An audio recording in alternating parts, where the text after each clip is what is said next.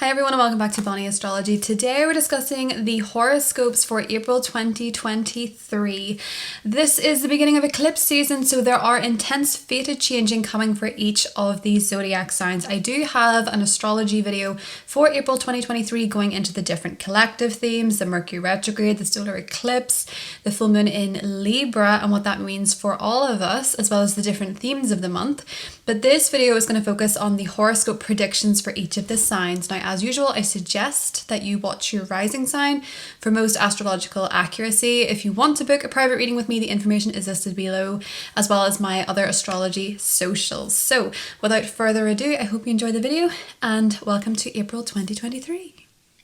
Hi Aries, Sun, Moon and Rising. Happy birthday for those of you celebrating your birthday in April. So Aries, this month is all about, for the most part, all about you. This is bringing in new beginnings, new chapters in your life focused on the self, because this is going to be the second new moon in your sign of 2023, but it also happens to be a solar eclipse. Now, solar eclipses coincide with new moons. Lunar eclipses coincide with full moons.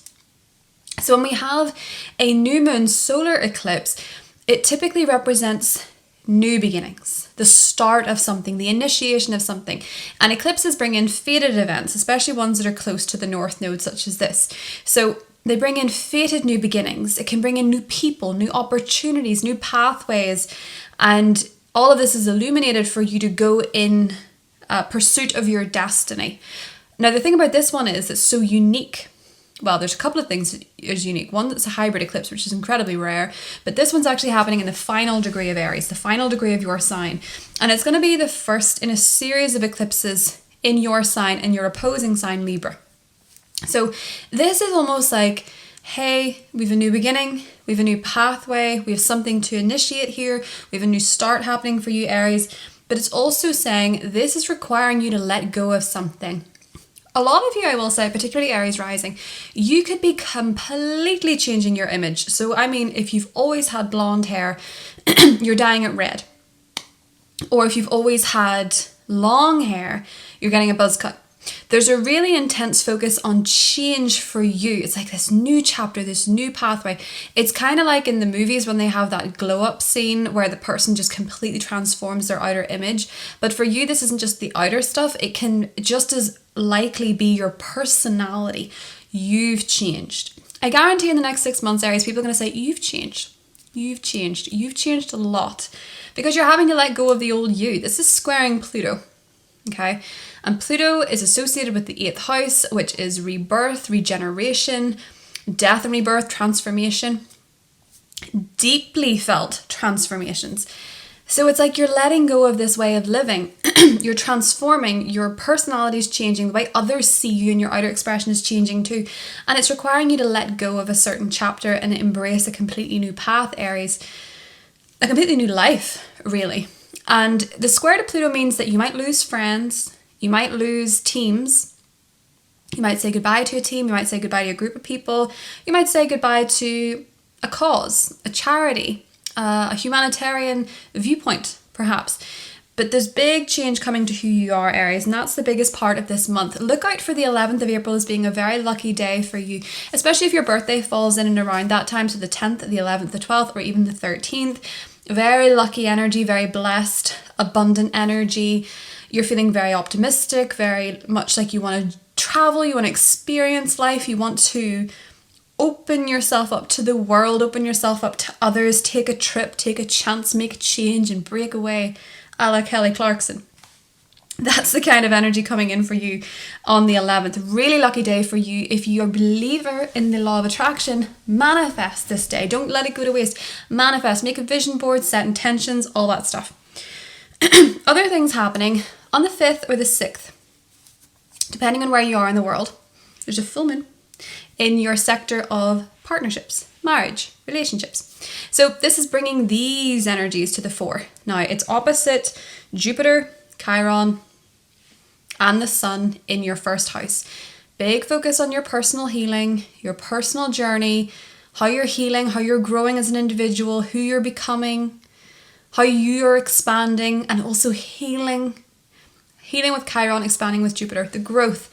And now you're looking at that growth in the context of your partnership. So Say, for example, there's a big change happening in your relationship. You're getting engaged, you're getting married, or even you're getting a divorce, or you're letting go of a relationship. You're looking at it through the context of healing and growth. So say, for example, something's changing in your relationship. It can be triggering, but it is also for your greater growth with Jupiter there. So for example, you get engaged and this is a happy occasion. You're very excited for the next chapter, but all of a sudden it reminds you of your parents' divorce and you're dealing with stuff you forgot you experienced, feelings that you have surrounding marriage, and you're feeling a bit triggered. But these feelings are coming up for you to grow and evolve with them. That's just an example. What's happening for you, regardless of your relationship status, whether you're single, whether you're in a relationship, whether you're entering one, leaving one, you're looking at your relationship from the context of growth and how you're developing, how you're growing and how you're evolving, and whether this relationship fits that, whether that relationship fits that new beginning for you, or whether or not your relationship needs to heal, needs to grow, and if it's not, it might go. That sounded kind of poetic, but you know what I mean. This full moon is putting the spotlight on your relationships in the context of growth and healing. So that could play out very differently for all of you. Venus is leaving your second house in the 11th. So right up until the 11th, there's great onus on beauty, finding joy, finding pleasure in possessions, in buying things, in receiving gifts, in beautiful things, flowers, perfume, real joys of the senses. Venus going into the third house from the 11th onwards is going to inspire finding the beauty in communication. So as we just had a poem, you might be writing poetry, you might be writing letters, you might be sending romantic or flirty text messages. It's putting love and romance and beauty and pleasure of the senses into what you hear and into what you say. So that is something that's going on as well this month for you, Aries. It's a big focus on communication when it comes to relationships in general. We also have the Sun conjunct the North Node. That is happening on I keep losing this in my notes, the 24th of April. You might be noticing a new direction when it comes to your finances. You might be realizing you want to take new steps in something financially, or you want to start investing in something financially. There could be something that you're going to pay for, or you're looking to pay for. You're starting a savings account directed towards the future, directed towards your purpose. Mercury is going retrograde in your financial sector from the 21st. I suggest you start checking your bank account, look at anything that's not working, cancel automated payments that don't make sense. Say you have a streaming service and you're not watching the shows, cancel it. Say you have little payments coming out of your account, you're not quite sure what they are, investigate it.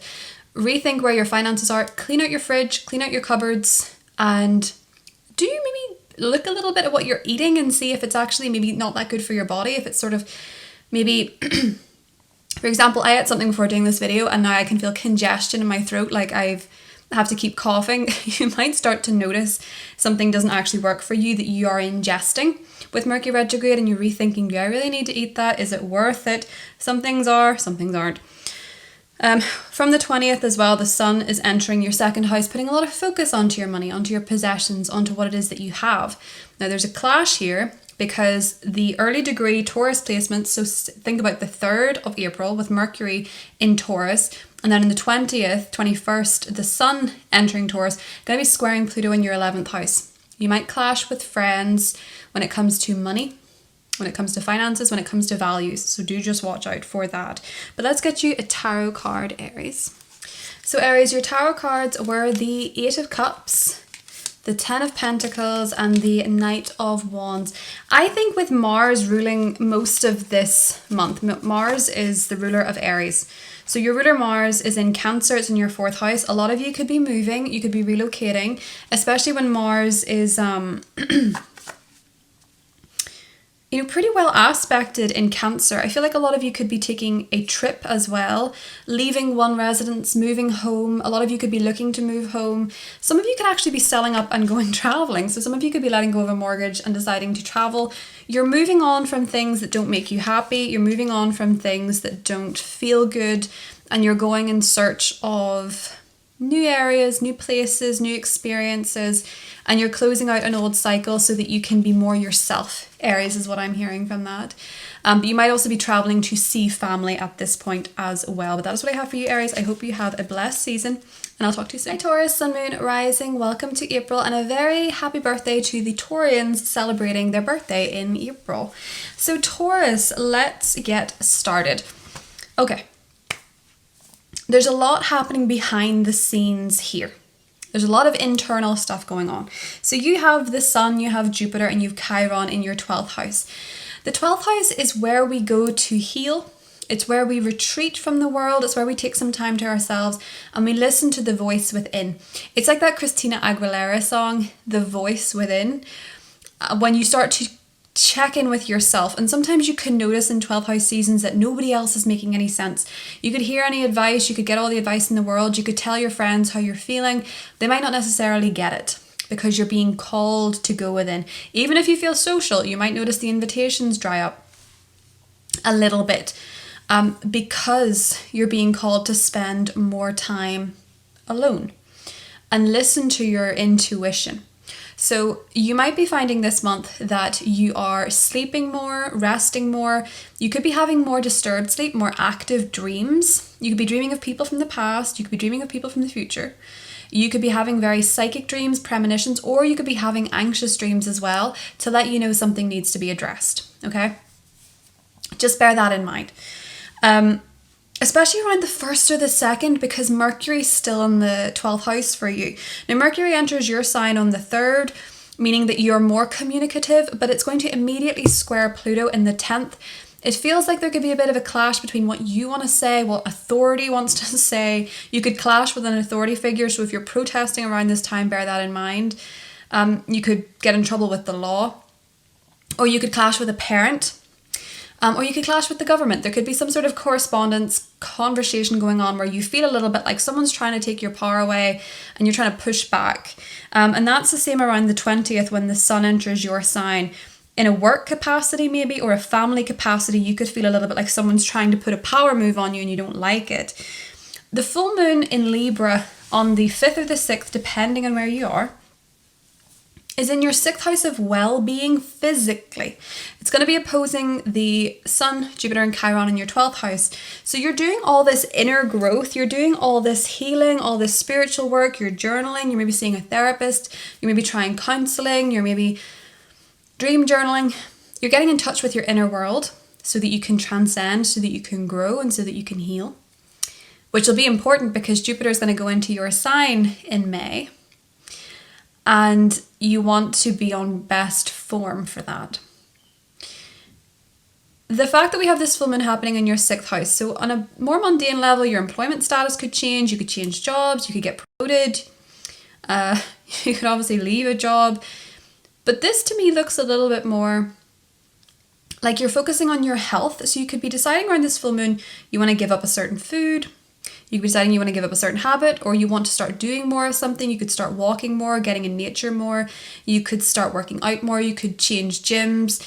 You could start trying something for your physical well-being that really is very good for your mental well-being. It's like, for example, in 2022, I had the worst year ever. It was my Saturn moon year for the whole year.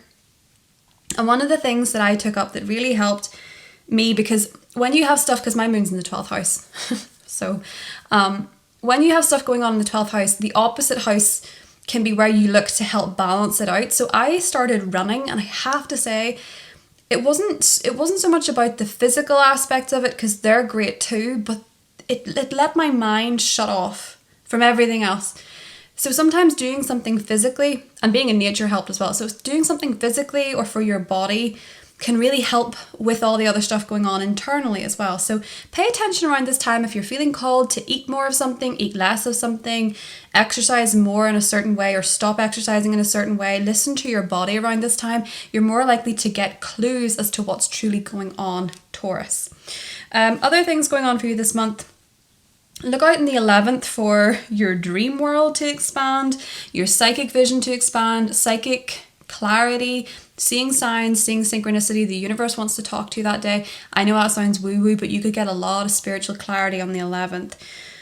an epiphany that helps you heal, helps you grow, sets you free. You realize what that unacknowledged part of yourself was. And all of a sudden you realize that you can live differently from this recognition, which is a pretty big deal. Don't sleep on the 12th house, no pun intended. It can be a really wonderful time for growth. And then we start off a completely new cycle because of the work we did in it. So, other things happening for you this month. We have the new moon solar eclipse happening in your 12th house. It's at the final degrees of Aries, so close to your sign. And you're going to feel it in a sense that it's like a rebirth for you. It is a new beginning that's happening in your 12th house. So this could be, for some of you, I actually think this could be a change in therapist, especially if your therapist is a man. But it can bring about changes in the way that you're healing. It could bring into your life a new healer, likely a male. It could also be a male exiting your life. That happens with solar eclipses sometimes. And this being in the anaretic degree, which is much about closing a chapter, and the square to Pluto in your 10th. The way that this is looking for you, Taurus, I feel is that you are beginning a new chapter when it comes to your healing. And this might require you to let somebody go. Or it might be that it requires you to let go of a particular dynamic between you and another person. Especially if this person is a boss, is an authority figure, is a father, is a mentor, is a guardian of some kind. There could be a change in that relationship. But the way that I see this for you, Taurus, is that it's really like, it's a new chapter in your healing journey, as cliche as that says. You're only going to get more into healing. You're only going to get more into working through what's going on beneath, working through past issues, working through past pains, because the North Node will go into your 12th house, and that'll push you towards transcending the ego and focusing on what you do in your private time and what you do in your alone time. Mercury retrograde this year, this month, is in your sign for the whole time. So Mercury goes retrograde on the 21st. You'll be feeling this from around the 7th because there will be a shadow period. But this one is asking you to reflect upon yourself. So you're reflecting on the way you view yourself. You're reflecting on the way that you are viewed. There's a lot of self-awareness coming up with this. With it being Mercury retrograde, you're revising how you act, how you react. You're rethinking maybe your personal style. You're maybe rethinking the way that you dress, the way that you talk. This can be thinking, am I actually speaking from my authentic voice? Is this actually how I sound? Do I put on certain voices for other people? Do I speak in a way that stops me being attacked by other people? Is my voice meant to be more commanding? That could be something that's happening for you around this time. You're reflecting on yourself, and not in a way that is regarded as, being too self-absorbed or anything like that. It's more that you're just rethinking parts of yourself that could be masks or could be projections. And I think especially with Uranus being in your sign, you're so focused on who you are. You're about to expand a lot with Jupiter going into your sign in May. So pay attention to the stuff that you don't want to take forward in that chapter, because Jupiter's going to expand what's there, for better, for worse, for better, for worse. Although worth could be a key point in that. That could be a Freudian slip. Jupiter is simply expands. It's a great benefic, yes, but if you've something going on in that house that's not right, Jupiter just makes it bigger. There's something you want to let go of. When it comes to yourself, Taurus, now is the time to do some deep thinking, deep reflection on you. And then we have your season beginning on the 20th with that square to Pluto. There's some power struggles going on in your life, I feel, and it's challenging you to step into your power and to be more expressive and to heal some emotional foundations that stop you being expressive and stop you being seen. 2 of Cups. Ooh. 9 of Cups. And the 5 of Cups. Okay. Ooh, cute. Some of you got wish fulfillment coming in love. So if you're single, you could be manifesting a partner even if you're heartbroken. Because the 5 of Cups could be you feeling like you're sad about something, you're mourning something, or you guys could be feeling kind of melancholy if you're in a relationship and something could happen in your relationship that sparks you with joy. Your happiness shouldn't depend on anybody else, but I kind of see for you guys that happiness may be coming from somebody else, but it's based on the work that you've been doing I think a lot of you are having wish fulfillment in love. Whether you see it or not, I'm not sure. Because the Five of Cups is about focusing on the 3 that are spilled and not the 2 that are standing. So pay attention, especially before the 11th, while Venus is still in your sign. You may have wish fulfillment in love, Taurus. And if it's not romantic, it could be a new best friend for you. Bear in mind too, we're heading into eclipse season, which will include an eclipse in your 7th house of partnership. So that's what I have for you, Taurus, and I'll talk to you soon. Bye. Hi Gemini, Sun, Moon and Rising. Welcome to April. So Gemini, right up until the 20th of April, we have a huge focus when it comes to your friendships, your teams, your collaborations, your involvement in different groups, different organizations, and also when it comes to humanitarian visions, ideals, if you're into charity work, if you're into human rights activism, that kind of thing. There's a huge focus on this area for you, Gemini. So when it comes to your friendships, there's a lot happening that is fated, okay? So on the 20th, we have a new moon solar eclipse in your 11th house. Now, this could be that you start to experience friends coming into your life that are fated in some way. You're destined to meet. You're destined to play a role in their life. They're destined to play a role in yours for whatever reason. The reason might not be clear, but this solar eclipse is one that is connected with Jupiter. It feels like there's a higher purpose, a higher development of growth. You're going to grow, you're going to learn from people. They could be kind of spiritual and they could play a big part in your destiny. And they could also be healers because Chiron is there. So look out for any friends entering your life either through mingling in spiritual circles. You know, it can be something as small as, if you're not connected to that sort of lifestyle, it can be something as small as going to a yoga retreat or yoga class and connecting with people. It could be going to spiritual events, festivals, connecting with people there. It doesn't have to be spiritual, but it feels like these people could be quite learned, quite knowledgeable, quite expansive and quite open. And it can also be that you start to leave behind friends who, for you, Gemini, just don't...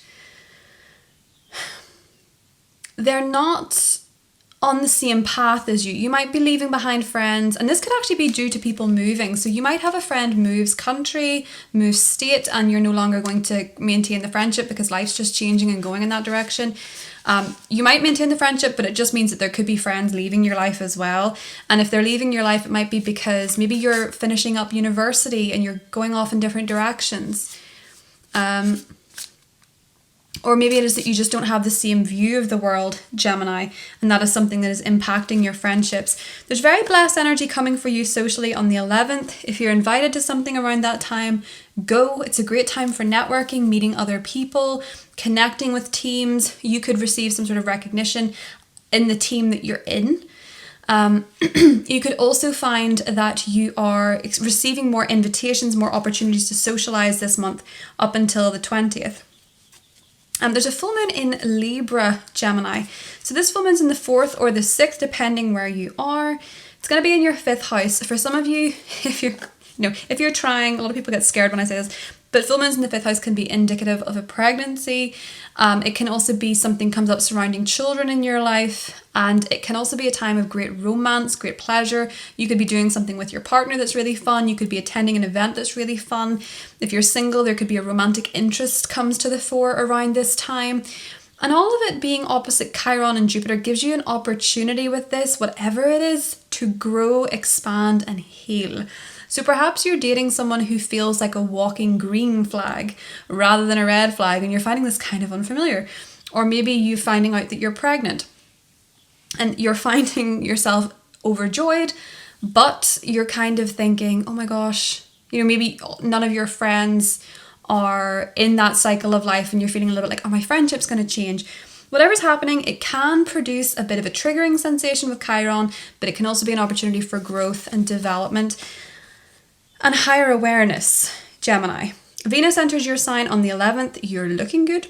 You're feeling good. You're more attractive. You're more likely to be seen. You'll get a lot more compliments. People will look at your style and say they love what you're wearing. They love the way your hair is looking. They'll just notice you've got a certain je ne sais quoi about you. Great time to shop for clothes, get your hair done, invest in yourself, take care of yourself, and focus on your own beauty.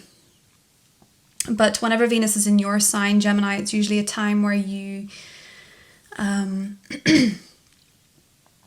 radiate Venusian energy. So you're giving off radiant, beautiful, charming vibes.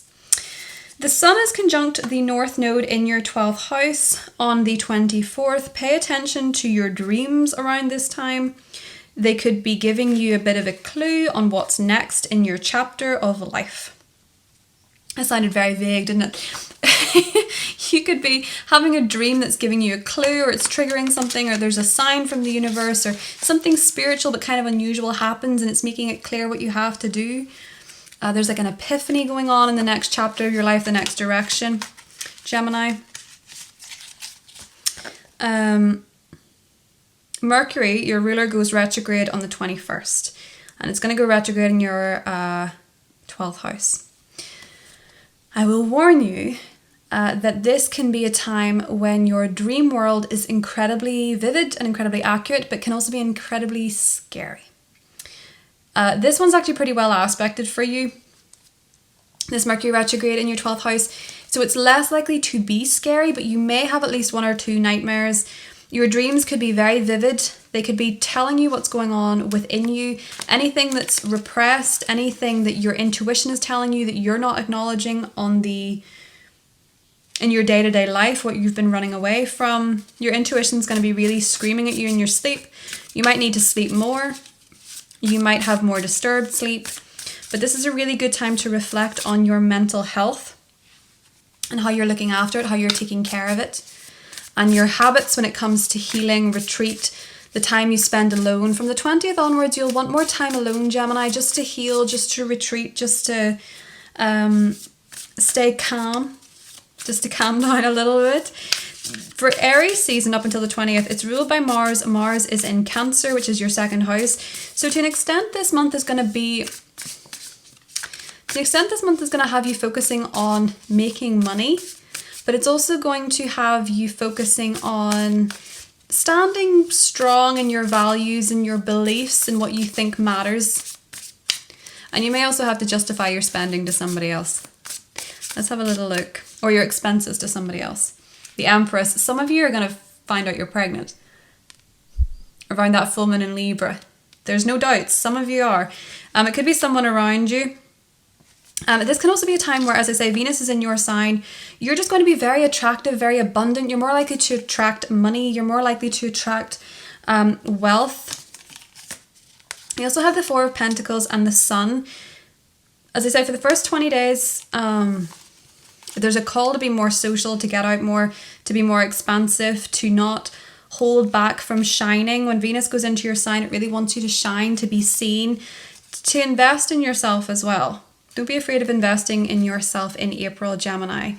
And if you're single as well, you might have more than one option comes in. You're really shining, actually. It's really cute. That is what I have for you, Gemini, and I'll talk to you soon. Bye. Hi, Cancer, Sun, Moon, and Rising. Welcome to April. So, Cancer, there's a huge focus on your career this month, your public image, the way that you're seen, your achievements, your recognitions, your vocation, your calling. Huge focus on it. We have the Sun there, we have Jupiter there, we have Chiron there. This month you're working through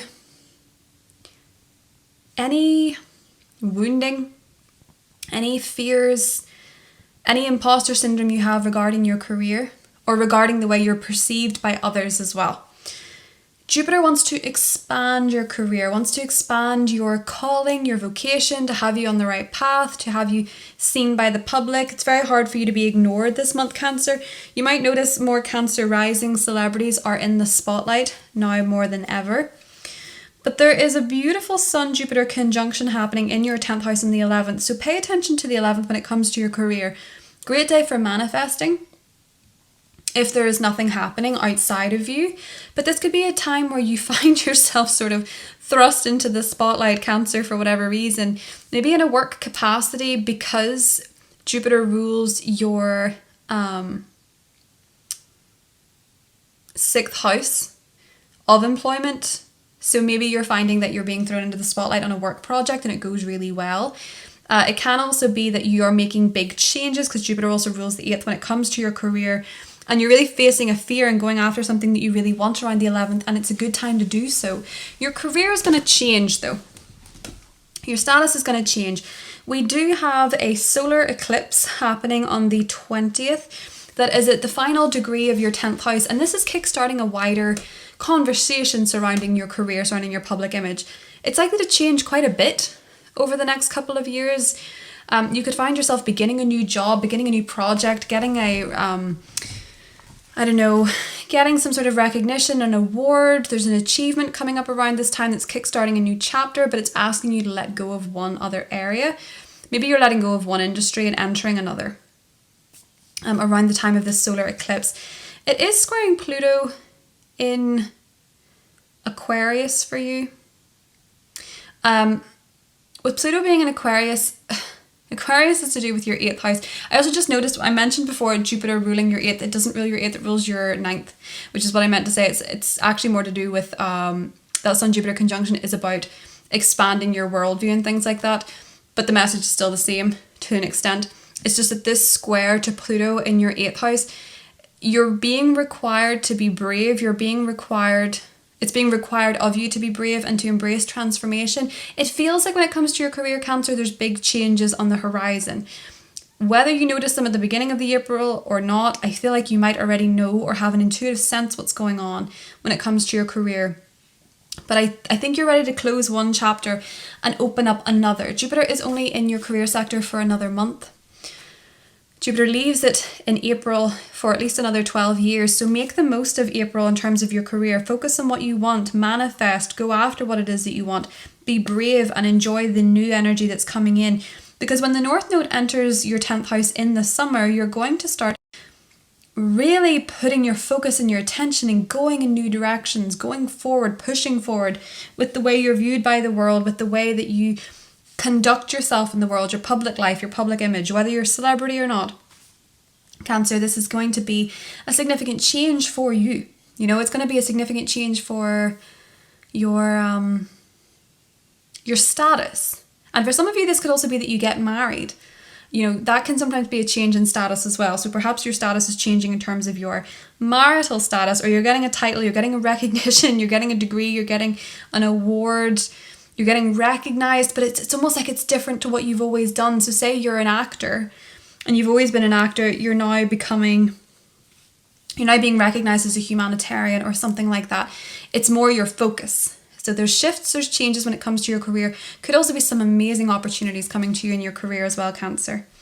So Venus is entering your 12th house on the 11th. When it comes to love, when it comes to your finances as well, everything's operating a little bit behind the scenes. So if you're interested in someone, or you're dating someone, you're in a relationship, you want to be more behind the scenes, maybe you more want to relax, maybe you want to do spiritual things with a partner, or you meet someone through a spiritual healing process, like you go to the same meditation class, or you go to a yoga class, or you want to take your partner to a sound bath or something like that.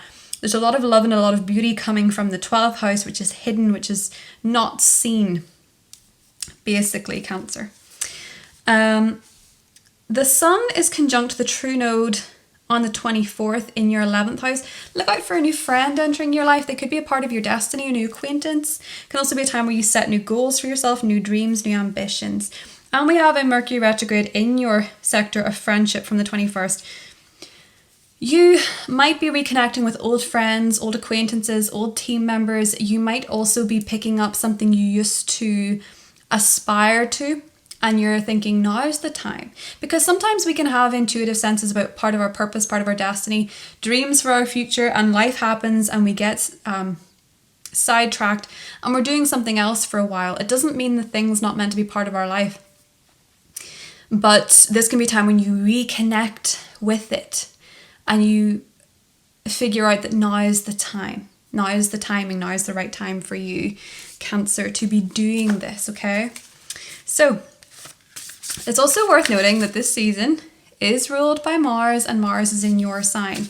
You have energy, you have drive, you're more confident, you're more bold, you're more brave when it comes to expressing yourself and standing up for yourself. And also just being seen, I don't really like this expression, warts and all. like a bit more unfiltered, a bit more, this is me, this is who I am, I'm proud of this, I'm confident in this.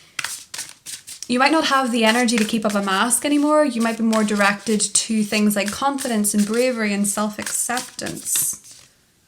Knight of Swords, you have a lot of energy and you're going after things quickly. Ace of Cups and the Seven of Swords. Okay, one thing, you could be pursuing something so quickly, or something could be moving so quickly you ignore some red flags. That could be in any area of your life. But I feel like if you're single, it could be romantically. Especially if you're dealing with an air sign. Doesn't have to be that anybody's, doing something bad, but I just feel like with the Seven of Swords, it's saying just don't self-sacrifice, don't self-sabotage, don't lie to yourself. So this could be that you're just pursuing someone really quickly without considering if you're actually interested or not. Or you could be pursuing a passion or a hobby. With the Seven of Swords, it might be that you're pursuing it for the wrong reasons and it's asking you to check your motivation. But I do feel for a lot of you that with also Venus in the 12th house, you could be more inclined to fall for someone who is unavailable or fall for someone who is not sound in character. So just watch out for that. But for others of you, it could be that maybe you are jumping to conclusions and thus being self-sabotaging in some kind of relationship. Doesn't have to be romantic, could be friendship, but just pay attention for that, Cancer, and listen to your intuition. That's what I have for you, and I'll talk to you soon. Bye. Hi Leo, Sun, Moon and Rising. Welcome to April. This is your horoscope. So Leo, okay, April is one big adventure for you. It's one big adventure. You are going to want to travel. You're going to want to see the world. Or at least if you can't go so far, you're going to want to see a different county, a different state. You're going to want to explore. And a lot of you guys are feeling really curious. You're really wanting to try, maybe looking into a different religion, a different spiritual expression. You're wanting to experience different cultures, look at the higher meanings, the perspectives, the traditions of other places. You're really open to the world. You're like, whoa, this world is so big, I want to see it. Or these people are so different, I want to ask them questions. You want to expand. You want to expand your mind. And it's a beautiful time to do it. And I will say, there could be triggering feelings coming up surrounding this, or wounds.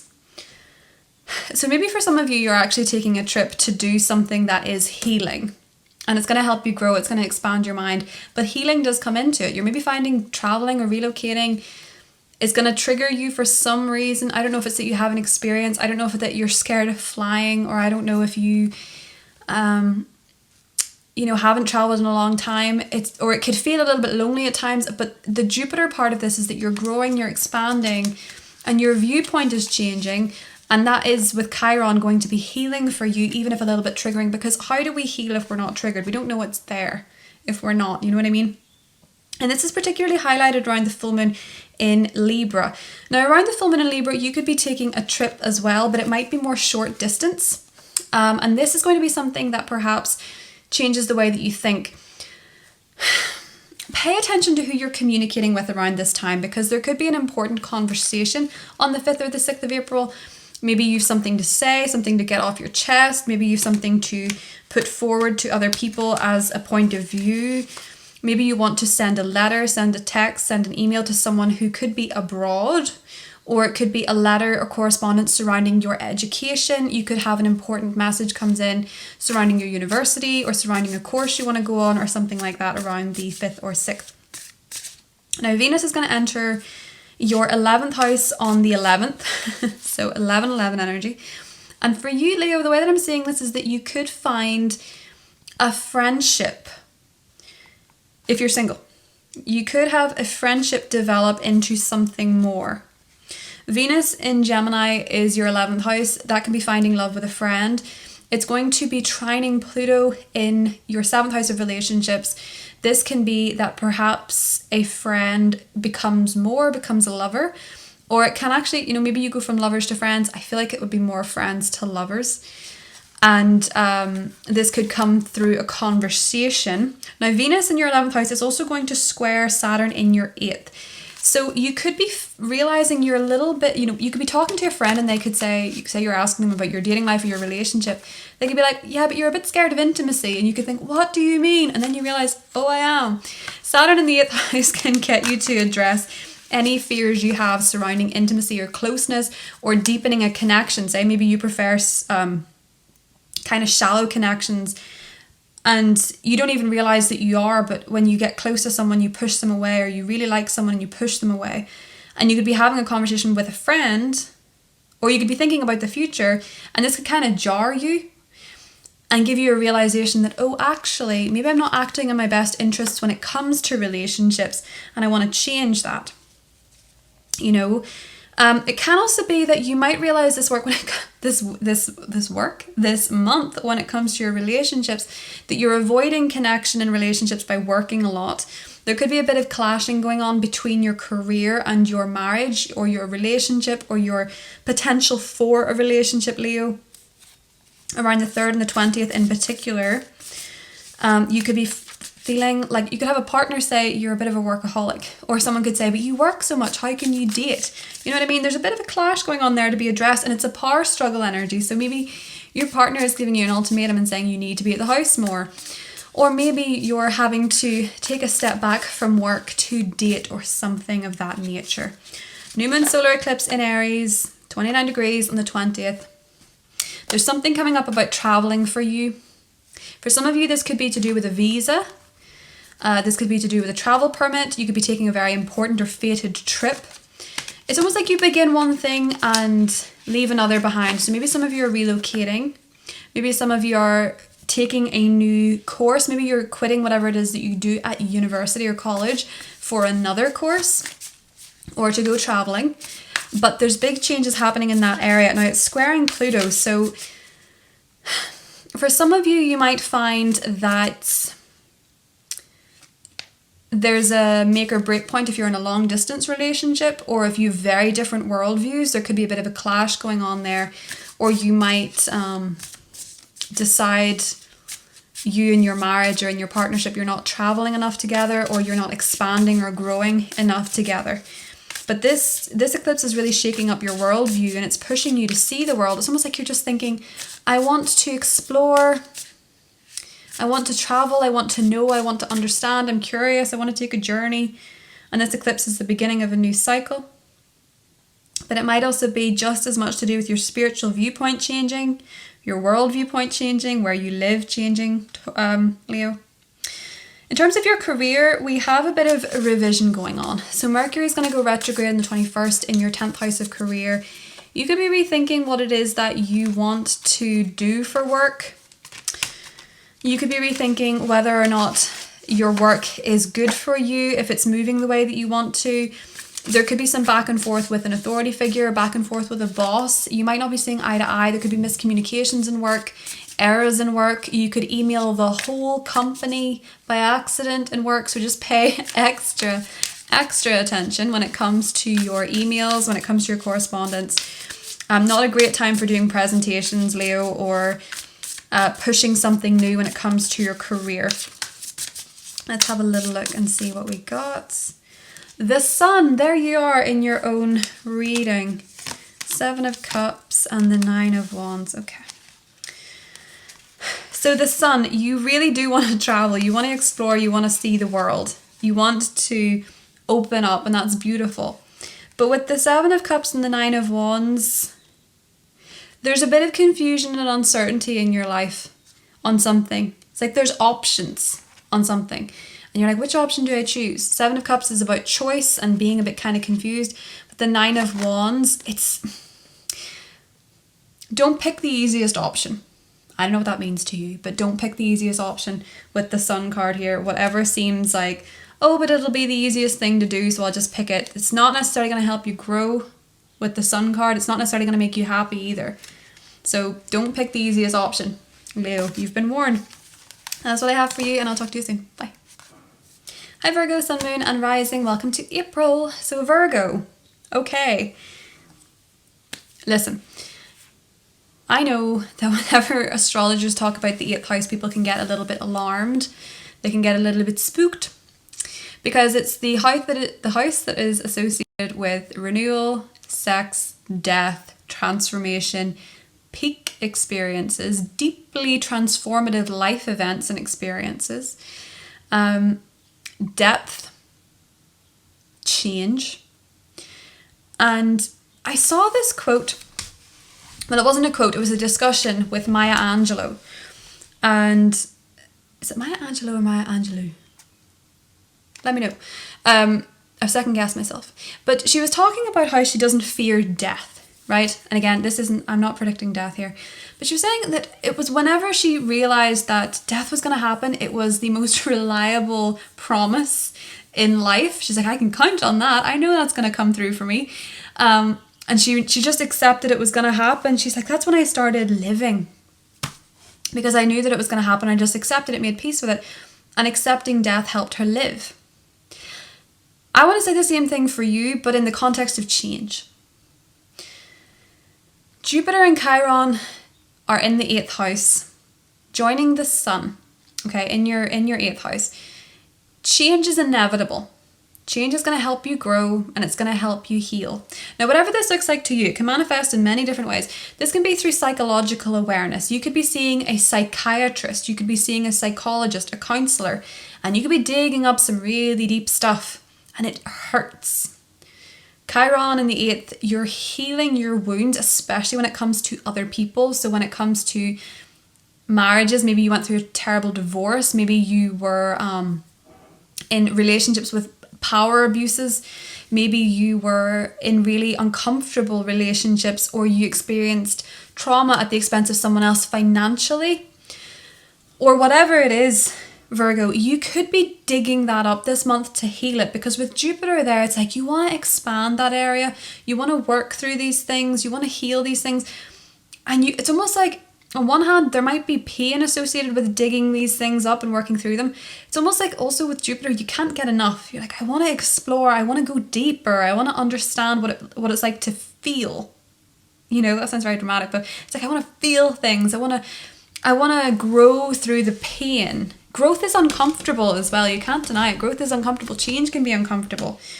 But Jupiter is a benefic. Jupiter is about expanding, growing. And if you're not growing, you're dying. You know, if you're not growing, you're dead. That's it. That's what it is. And I find the full moon in Libra in your 2nd house of values, of worth, of money. You might be noticing that the work that you've been doing that's been painful, the growth you've experienced is painful. You're like, oh my gosh, but I know my worth. I finally know my worth. I finally know my value. I finally know what matters to me. I know what's true to me. And oh my gosh, I'm not suddenly spending all my money just to feel better, or I'm not buying things to be seen by others as being valuable or worthy or successful or whatever this is. All that inner work you're doing is paying off, Virgo. All that healing that you're doing. And you could also be benefiting by other people financially this time around with Jupiter being there. You could have money coming in from the government. You could have money coming in from your partner. There could be increases in finances there.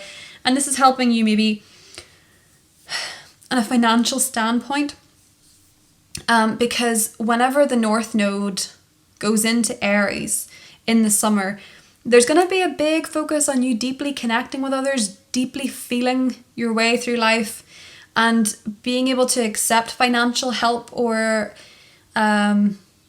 money from others. You know, that kind of energy is what's going on for you.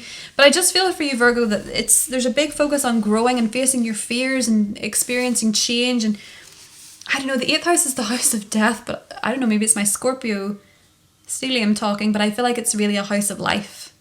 It's like where you see big things happen, where you really feel what it means to be human. So in that sense, because it is the house of rebirth, it is also the house of life. And you may find yourself feeling more alive coming out of this month. Heavy. Anyway, speaking of that, there is a new moon solar eclipse on the 20th in that very house. There's a new beginning happening for you. So I don't know if that's your partner getting a promotion, or they're winning the lottery, or whatever that is. Their financial situation's changing, so is yours. Or perhaps if you're single, this is you getting a mortgage. Perhaps this is you coming into some money from the government, a tax rebate. And this is going to help you start something new. Start a new chapter in your life. This might also be a chapter where you go after something that you really, really, really want. You face a fear. You face a fear. You want to go after something. You want to embrace the change. And if you're not embracing it, change is going to happen. Solar eclipses are all about change. They're all about transformation. And for you, Virgo, it's happening in a very transformative house. You're going to feel it quite deeply. But I just get this sense that you are like, feel the fear and do it anyway kind of vibe with you this month is what I'm feeling anyway. The sun enters your 9th house on the 20th, shortly after that eclipse. You might want to pack your bags and go for a trip, but be careful because from the 21st, Mercury goes retrograde. So unless you're traveling to somewhere you've been before, or unless you're traveling, back somewhere, there could be a bit of a hiccup. There could be some issues with flying, with traveling. I will say don't write off traveling when Mercury's in retrograde, especially not in your 9th house, because my best memories are from trips that were in Mercury retrograde, because sometimes, believe it or not, it's when things go wrong that make the best memories and the best stories. I have a trip that I think we went out to France the day that Mercury went retrograde, and the whole trip was during Mercury retrograde. Ended up getting stuck in Germany. And just this series of so many different errors that happened. We talk about that trip all the time. It comes up in conversation all the time.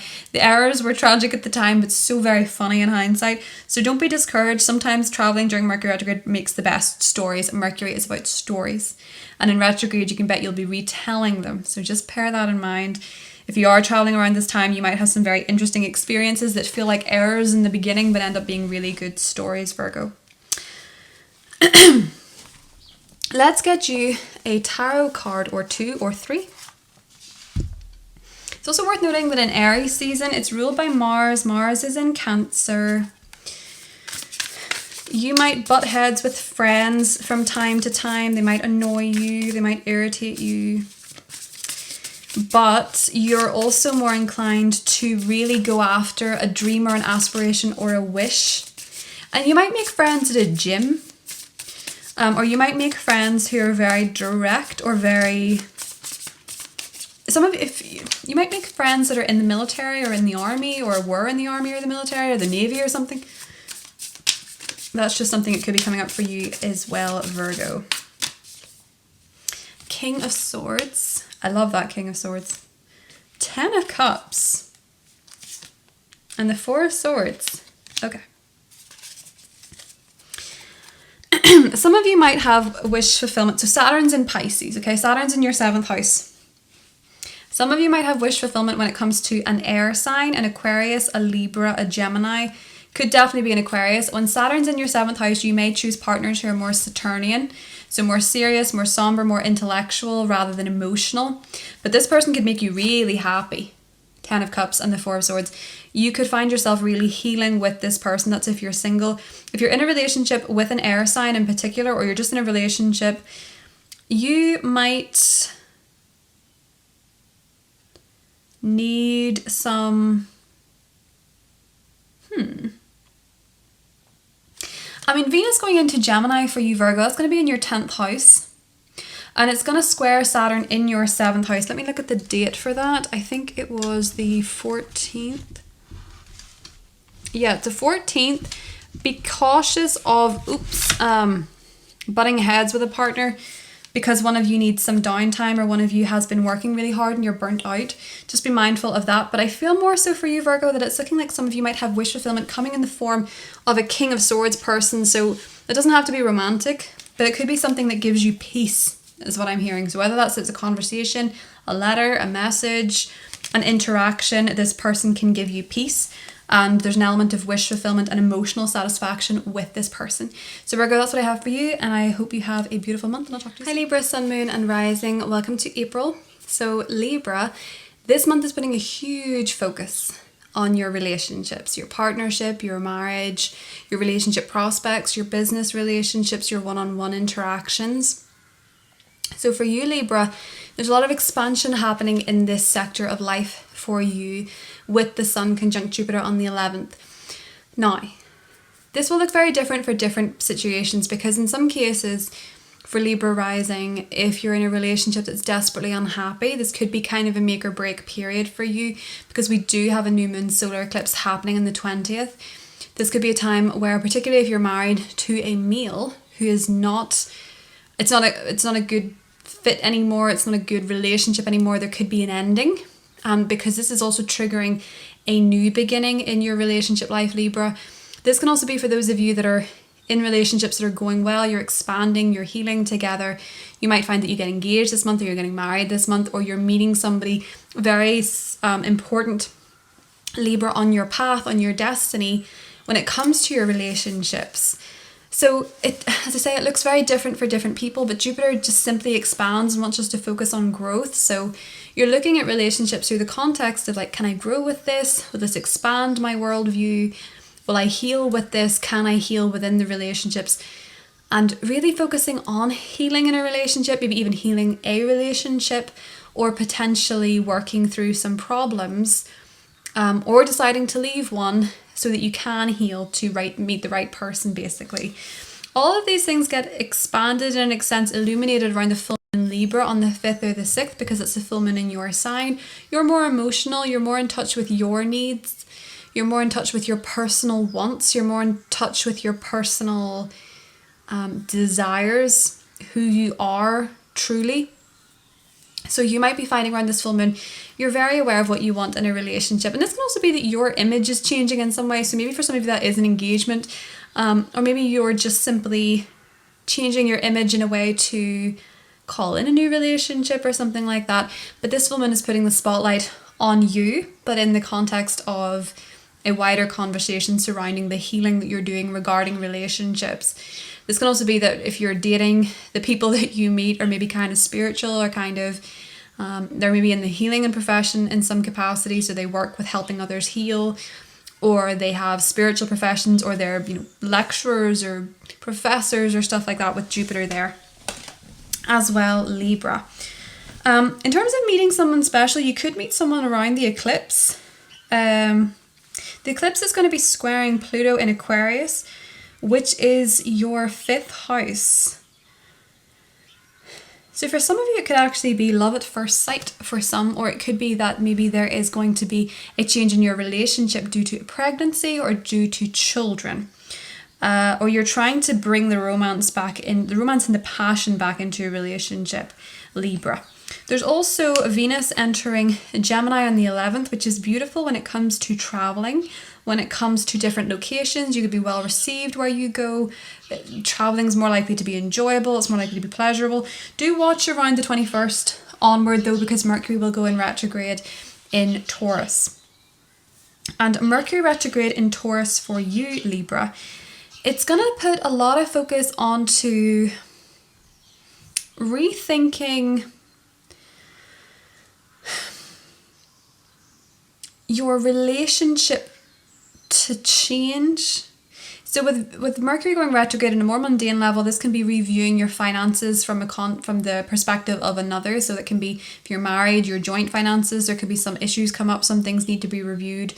Or if there's like tax issues or loan issues coming up, these need to be reviewed and revised. You might get a letter about something you'd forgotten about when it comes to a payment or something like that. This Mercury retrograde is pretty well aspected, so I wouldn't worry too much about this retrograde itself. But it might also be that you hear from people from the past that you used to date or used to have intimate relationships with. You might reconnect with people from the past in that capacity, or you may rethink your relationship to intimacy. You might think, am I anxious? Am I avoidant? Am I connecting with others? Someone might generate a conversation where you think, actually, I'm not connecting as deeply as I once did, or I'm finding it hard to connect, or something like that, and you're rethinking it and trying to work through it. Retrogrades wants us to revisit and revise, so you may be finding that you're hearing from people you used to have very deep connections with, or you're picking up conversations that maybe didn't get off the ground, that were quite important, that required a bit of depth, that required a bit of soul searching. Mercury for you rules your 9th house, Libra. So you might be rethinking travel plans that you made. But to be honest, I feel that this is more to do with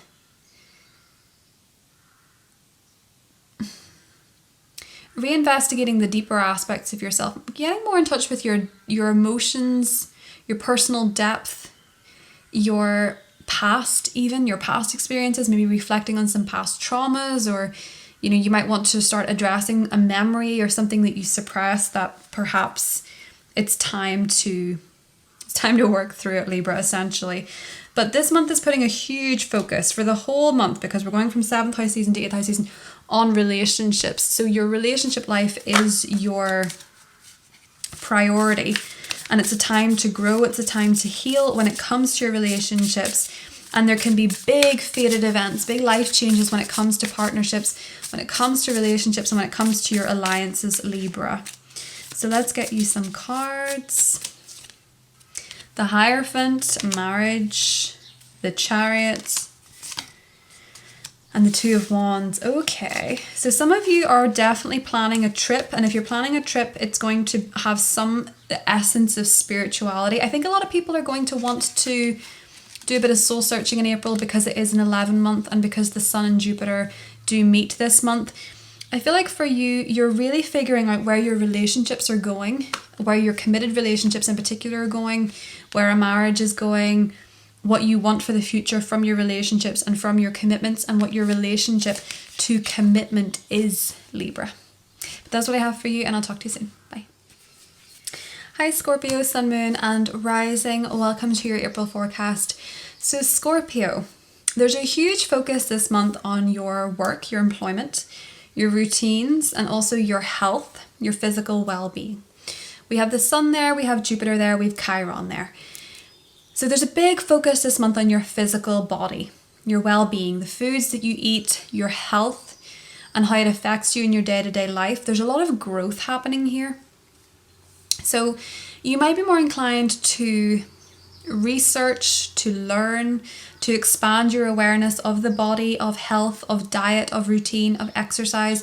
You could be learning quite a lot. Some of you could be deciding you want to do a course that teaches you nutrition or teaches you physical fitness or something like that. You're wanting to push your knowledge, you're wanting to expand, and you're wanting to grow when it comes to your physical well-being. Now Chiron's there, and the relationship with the Sun and Jupiter, there could be something kind of triggering that's going on regarding your health. So maybe you've been dealing with a flare-up of something, or maybe you just have pain emotionally surrounding your health.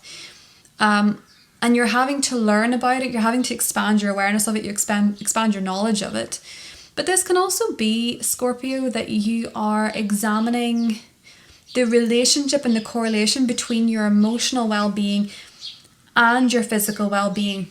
It's kind of giving me the body keeps score, and learning or reading a book or watching a YouTube video or something that expands your knowledge of the connection between our emotional world and our physical world, especially around the full moon in Libra. So the full moon on the 6th, this could have you really wanting to take some time to yourself. You could be in hermit mode, you could be retreating from the world, you could be spending time in seclusion, spending time in nature, and you could really be feeling and tapping into some stuff that you've repressed or you've not acknowledged.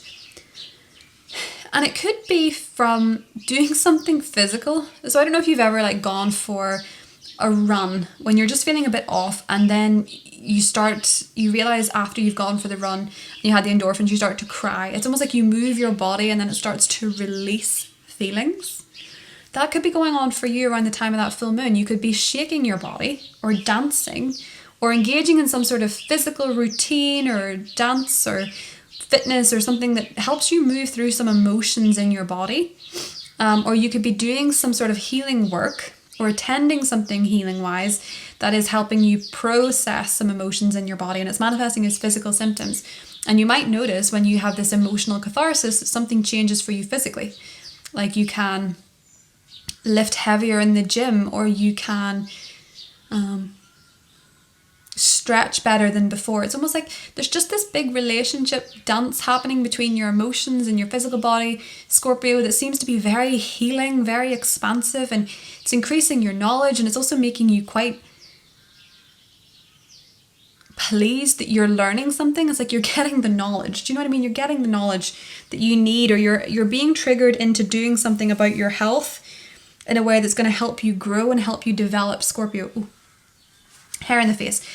Okay, so other things happening around the 11th, there's that Sun-Jupiter conjunction in your 6th house. There could be something wonderful for you happening when it comes to your work. You could get employed by somebody new. You could get a promotion. You could hire someone wonderful to your business. You could be acknowledged in the workplace. Or you could just be feeling really brave and bold to go after something, like go after a job that you want, or join a gym if you were scared to. You know, it's kind of that energy. It's like you feel this bravery to go forward with something quite practical. But because the Sun rules your 10th house and Jupiter rules your 2nd, you could get promoted. You could have a financial increase. And you could also find... You also could find love in the workplace because Jupiter also rules your 5th house. So just pay attention to that, Scorpio. But there is a new moon solar eclipse happening on the 20th. So it feels like there's something going on with your health and your well-being. It's like new chapter. It's squaring Pluto in your 4th. You could be dealing with something health related that's maybe genetic. You could find out that someone in your family has the same physical... You could share a similarity in a physical sense with someone in your family. And I know that's common genetic makeup, but there just seems to be something linking your family, your home, your heritage, and your health, Scorpio. This can also be a change in your working arrangement if you work from home, because the 6th house is also your work, your employment. Or there could be a change in your employment that's changing your living situation as well. So maybe some of you are getting a new job and you're going to move. Maybe they're giving you accommodation, or maybe you're having to move because of a new job. Maybe some of you are deciding that you want to get tested for something health-wise linked to a family, an illness that's passed down through the family, or perhaps some of you are going to be... How do I put this? Like working so much on committing yourself to self-improvement so that you don't suffer from something that people in your family do. Like say everyone in your family is, deals with weight struggles. You're really focusing on saying, I'm not going to go through this. I'm going to do this, that, whatever. That's just a generic example, but it feels as though you're really beginning a new chapter when it comes to your health, Scorpio. When it comes to self-improvement. And this is requiring you to make some substantial change. And this change could also be employment. This could also be a time when you're really driving yourself towards a fitness goal or something health, fitness, sport related. Because this is going to be a North Node eclipse. And you're going to find yourself in the summer really driving yourself towards something when it comes to physical wellness, well-being, Scorpio. Now, we then have, from all this 6th house activity, we have a shift going on into the Taurus season, which is your partnership sector. So from the 20th, the Sun moves into Taurus, and then the 21st, we have a Mercury retrograde in Taurus. So this is putting the spotlight on your relationships, on your marriage. It's going to square Pluto in the 4th house. There could be some conflict when it comes to a relationship and your family or living situation. There could be some power struggle going on, maybe between your partner and a family member, or maybe your marriage and your living situation, or your relationship and something from the past. There could be some sort of stress there where you're thinking, right, what do we need to do to change things? Or how is this going to work when this is so at odds? The commonality between the Taurus and the Aquarius energy is wanting stability at the end of the day. So just focus on that with your challenges. What would bring stability to this discussion, to this irritation, to this trouble, to this problem? Mercury retrograde on the 21st. You may run into an old lover, an old partner, an ex of some kind. You may yourself reach out to an ex of some kind. You may hear from an ex of some kind. There might be some sort of rekindling. Now, what I will say about this Mercury retrograde is pretty nice. It's pretty calm. It's pretty good. When it goes retrograde, it's quite close to Uranus, so there could be unexpected encounters with people from the past. And then when it gets as far back as it goes to about 4 or 5 degrees of Taurus, it's going to be very near the North Node. It's almost like if you do reconnect with someone from the past, it feels as though it actually could be a fresh start. Now, I don't mean that in the sense of like, you're your toxic ex. I don't mean that. I don't mean someone who was bad for you. It doesn't even have to be an ex. It could be like an old friend that you lost touch with, but then you meet them and it feels like it could be more. With Mercury retrogrades, delay, stall, think it out, consider, because your thinking can be skewed. But I will say with the North Node being there, it's like it could be a new chapter in an old relationship or an existing relationship that's having some stuff to work through. So just bear that in mind, Scorpio. If someone does come back from the past, there could actually be a relatively new chapter, or at the very least it could be closure for you both. Okay, so Scorpio, let's get you a tarot reading for April 2023. April 2023. The Magician. Manifesting, Two of Pentacles, King of Swords, ooh, and the Ten of Cups. Virgo had something kind of similar. I see the stars underneath as well. Scorpio, a lot of you are getting back into your manifestation game. A lot of you are going to be focusing on manifesting. So I'm trying to figure out from an astrological standpoint what that is, other than the fact it is an 11 month and there's a Sun-Jupiter conjunction, so it is a wonderful time to manifest. It's hard for you to manifest something you're unsure of though. Just bear that in mind. If you're back and forth in something, it's not the time to manifest. You could manifest clarity though. What I'm seeing here with the Magician, the Two of Pentacles, the King of Swords, and the Ten of Cups, you could be back and forth on something that you're not sure if you want it or not. It could be professional, it could be romantic, but you want to manifest something, but you're like, should I do it this way? Should I do it that way? Should it be this person? Should it be that person? Should I take this job? Should I take that one? Maybe seek the advice of someone that you would trade places with, someone that you respect, someone that you admire. You might be seeing a lot of birds this month. Birds could be very strong indicators you're on the right path. But I do see somebody with this King of Swords, that regardless of your relationship status, whether you're married, whether you're dating, or whether you're single, there's somebody, King of Swords, so they're quite smart, they're quite brainy, they're quite stoic, could bring you a lot of happiness. So if you're single, that could be somebody new coming into your life, someone that could be your happily ever after. If you're in a relationship, this could be that you're getting really good advice from a partner on something you've been back and forward on, if that makes sense. But I love this King of Swords. He's got like all the birds and stuff. I think a lot of you are seeing black birds or black feathers as signs that you're manifesting. But with the Magician, you're definitely consciously trying to call something into your life, Scorpio. And I feel like there might be a bit of back and forth on it, but I think you'll get it, is what I'm seeing from that in particular. But that's what I have for you, and I will talk to you soon. Bye. Hi Sagittarius, Sun, Moon, and Rising. So Sagittarius, April is so fun.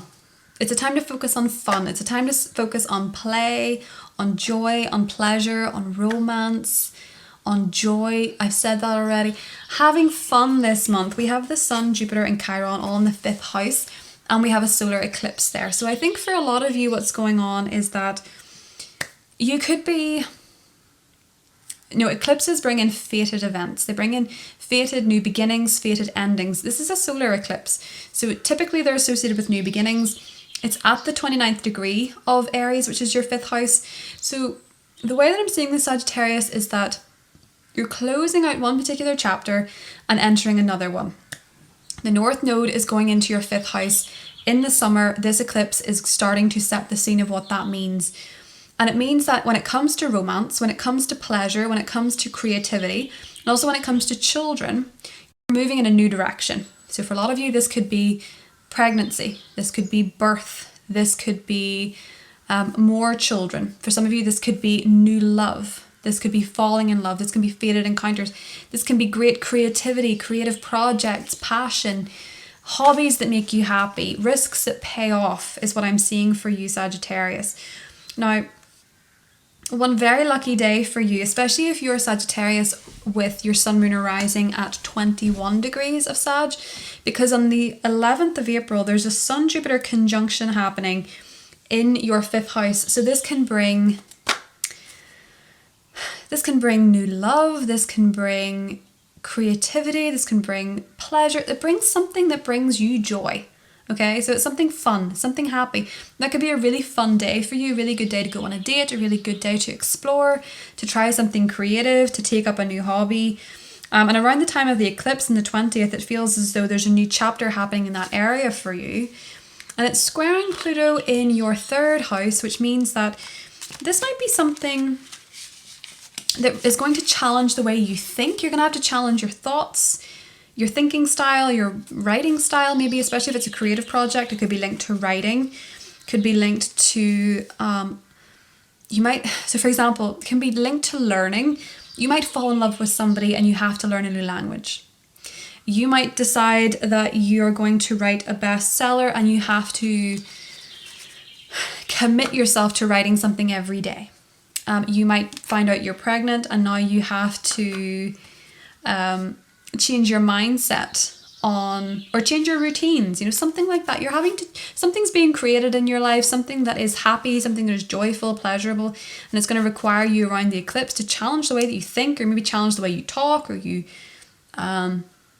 communicate, or you might have to learn something because of it. Okay, so big focus this month on all things fun for you, Sagittarius. There's a full moon in the sign of Libra on the 5th or the 6th, and this is your 11th house. So it feels as though there's something around that time going on with friends. There could be a social invitation, there could be an event. Some of you might be deciding to let go of a friendship. Some of you might be deciding to let go of someone romantically that you just don't feel that compatible with. They don't have... because I think it's good to be friends with your romantic partners, if you know what I mean. Maybe you don't have the friendship capacity and it's just physical attraction. For the most part, Sagittarius, this full moon could be a time when friendships are in the spotlight. You could be making new friends, spending time with friends, letting go of friends. And some of you might actually have a wish comes true around this full moon because it's in the 11th house. You might simply as well reconnect with a friend as well, Sagittarius. Venus enters your 7th house in the 11th. So when it comes to love and relationships, it's a great month if you're single. It really is, because you might meet someone who's relationship material this month. Or if you're in a relationship, there can be really good times there, provided you aren't arguing over living situations or living arrangements with Saturn being in Pisces. There might be a fight comes up with a relationship surrounding your living situation or moving or regarding a home, Sagittarius, around the 14th when Venus in your 7th house squares Saturn in your 4th. Or your partner might get into a bit of a spat with your family or you with theirs or something like that. Mercury retrograde in Taurus. Okay, so when it comes to your work, you might be starting to rethink your routine. You might be starting to rethink your diet, your health, your well-being, what you're doing on a day-to-day basis. It's not the best time to leave a job just because you might come right back a month later. Or if you notice anyone in your work leaving, they might come back like a month later, because these decisions aren't likely to stick when it comes to your work and your routines. But you might want to go back to something you used to do work-wise, or you might want to go back to a habit you used to have that worked for you that you let slide, Sagittarius. Or you might reconnect with people you used to work with as well. That could be something that comes up. Or people you used to go to the gym with. Strength, Knight of Pentacles, and the Ace of Swords. Okay, so we have the Lovers underneath. Very on point for such a romantic month for you. But we have Strength, the Knight of Pentacles, and the Ace of Swords. If you're looking for clarity on something, slowly but surely, if you're patient, you're gonna get it. You might be seeking answers, and I feel for you that this month you will get them. They might be a long time coming. I also feel as though you're having to be very patient regarding something when it comes to learning, education, or correspondence, maybe a text or a letter or a communication. But I also see romance in the cards for you, Sagittarius. If you're single or if you're in a relationship, you guys might be waiting on something together, like news, a letter, a correspondence, a payment. But I do see you having to be very patient when it comes to receiving clarity or a new start when it comes to the mind. A lot of you are starting to change your mindset and the way that you think in a big way, and it's changing the way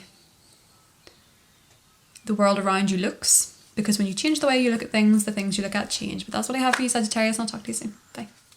Hi Capricorn, Sun, Moon and Rising. Welcome to April. So Capricorn, first full month with Pluto out of your sign. How are you doing? Pluto was out of your first house of your Capricorn rising and it's now in your second.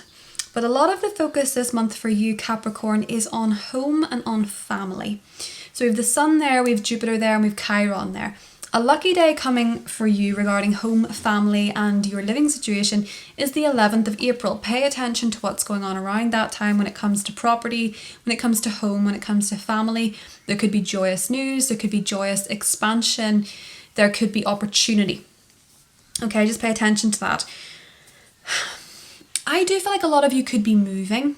There's a new moon solar eclipse happening in your 4th house on the 20th. Now it's squaring Pluto in your 2nd. So it might be that you realise, I want to move, I want to change my location, I want to uproot, I want to put down roots somewhere else, somewhere new. And the square to Pluto is saying, but what does that look like financially? So you might be thinking, well, actually I have a friend who's a Capricorn rising and she wants to move with her husband and they want to now downsize. They're thinking of downsizing temporarily. That's a really good example of this eclipse because Pluto is saying, well, what about the financial obligations that you have, or well, how's this going to work financially? So when it comes to a move, maybe you're having to consider finances in a way that's not ideal because it's a square. It's got a challenge to it. But it might be something that works out for you in the long run, something you can transform and will bring the kind of change that you want. Because I do think, Capricorn, your living situation is something you're going to be focusing on quite a lot for the next year and a half. In particular, next 2 years really. I do think for most of you, your living situation will change. Now this can also be a family matter. There can be, I won't lie, there can be a crisis comes up when it comes to home or family arrangements. It's being at 29 degrees. You're going to be ending one chapter and starting another when it comes to your home and your family. So this might be that you're looking into your heritage, you're looking into your roots, and something's kind of clicking, something makes sense, you're getting an epiphany, you're getting awareness, and it's generating a new chapter for you, Capricorn, is what I'm kind of seeing for you. There might be something comes up with family around this time as well. There's a full moon on the 5th of the 6th in your 10th house of Libra. So when it comes to your career, something is being highlighted. You might be receiving an award, an achievement, a promotion, a job might be coming up that you really want, or you might be noticing your calling or your career path becoming very clear to you. It's opposite Jupiter and Chiron, so you might be finding that you're wanting to expand your career. You maybe have some stuff going on at home, or you might be noticing how your past, how your emotional roots, your foundations from early life have shaped your career world, and you're noticing the link and you're thinking, well, okay, I'm seeing, this person, my family, reflected in every workplace bully, or I'm seeing every person, I'm seeing this person, my family, reflected in my boss. That can be a good thing. That can also be a challenging thing. But you're noticing the emotional foundations that you laid and how you're building your career upon that. So you might notice, for example, if you had a workaholic father, you're becoming a workaholic. And you're thinking, is this conducive to my well-being, to my growth, to my healing cycle, Capricorn? But you might also be in the spotlight and feel like it's actually very healing. It can be kind of scary. You're like, I'm scared of doing this. I don't know what this is going to look like going forward. Here I am being seen by the world. Here I'm being seen by these people that can give me something I really want. And you're feeling a bit nervous, but putting yourself in that situation where you're going after something that can be a bit triggering with Chiron is also going to help you grow and expand with Jupiter. So pay attention to what's going on for you career-wise, Capricorn, because I feel as though, especially with that full moon, the ruler of your 10th house, Venus, being in Taurus, pretty nicely aspected for you. Especially if you're in a profession that requires you to be creative or work with kids. Other things going on for you, Capricorn, is that Venus goes into your 6th house on the 11th. So when it comes to your work and your health, there's a lot of blessings going on here with Venus. It's like you've better relationships with the people you work with now, or you're developing really good connections with people at work. You could be having workplace romances. You could also be finding that you're investing more in your workout gear. You're wanting to look cute at the gym with that kind of energy. A cute pair of hiking boots. I need new hiking boots, which is where I'm thinking about this, but I'm not a Capricorn rising. Now, the Sun enters your 5th house on the 20th and Mercury goes retrograde on the 21st. Okay. For those of you that are single, you might reconnect with someone who was a previous romantic interest. There might be someone from the past, or there might be someone that you wanted to date but you never dated, or there might be an old lover or something like that comes back around, you get a second chance at it. This Mercury retrograde is pretty nice. I don't worry about it too much, to be honest, but it's going to be quite close to Uranus at the beginning, and then by the end of it, it's going to be quite close to the North Node. So it's like this could be randomly running into someone that used to be a romantic interest, and then you realize that now is the time. Or it might be that you realize you actually get closure and think this was never meant to be this, that, or whatever. But there's something kind of unexpected about it. You could unexpectedly run into somebody that you didn't expect to, that's romantic in nature. You could be reconnecting with someone romantically. There could also be miscommunications with a romantic interest as well that come up during Mercury retrograde or need to be cleared up at that time to Capricorn. But one thing that I want to note to you, because your ruler is Saturn, it's in Pisces, it's going to square Venus in Gemini on the 15th. So with your ruler squaring Venus, and Venus being in the 6th house and your ruler being in your 3rd, there could be a disagreement with a sibling or a neighbour. There could be also miscommunication with somebody that you work with when it comes to work, allocating work tasks and who's doing what and how much is being done, or there could be a miscommunication that comes up too. But there's a lot of focus from the 20th on love and romance, your romantic life, your dating life. If you've had trouble with your children that you thought was resolved, there could be some issues with kids coming up from the 21st. Yes, Page of Cups. There could be dealing with issues surrounding children. Let's see what else we have for you. The Sun and the Eight of Wands. Okay. And then we have the King of Pentacles underneath, which I think is you, Capricorn. So, Page of Cups, the Sun, and the Eight of Wands. There could be news as we go into the 5th house season of pregnancy. There could be, with 5th house energy, it comes up quite a bit, I have noticed, in people's lives. There could be news of a pregnancy with the Page of Cups and the Sun and the Eight of Wands. You might also notice love developing quite quickly, or you might find yourself in communication with a romantic interest. If you're in a relationship, if you're committed, if you're settled, this might be a time that you really enjoy having fun with a partner, picking up old hobbies that you used to do in life as well, picking up things that give you joy, focusing on things that make you fun, focusing on your art, focusing, especially if you're into writing or poetry or something like that. Great time to put your work out there, especially around the full moon. And with you being the King of Pentacles underneath, I feel you're very proud of what you're putting out there, how you're communicating and what you're saying, Capricorn, because you're taking it quite seriously with Saturn being in your 3rd, but you're also feeling as though with Neptune in your 3rd, you still have this beautiful creative way with words, and maybe around the full moon, you're getting to express that. But I do see for a lot of you, there seems to be, if you're single, romantic communication with somebody. If you're in a relationship, you're more focused on communication with your partner. That's what I have for you, Capricorn. I'll talk to you soon. Bye. Aquarius, Sun, Moon and Rising, welcome to April. So Aquarius, this is the first full month with Pluto in your sign, an energy that calls you to be truly authentic to yourself, to step into your power and to be unapologetic with your truth. Whatever that means to you. It'll mean different things for different Aquarians. The thing about April is that we now have planets moving into Taurus, and when they get into Taurus, within the 1st degree, they will be squaring Pluto in your sign. So this is going to be your family sector. Mercury moves in there in the 3rd and the Sun moves there on the 20th.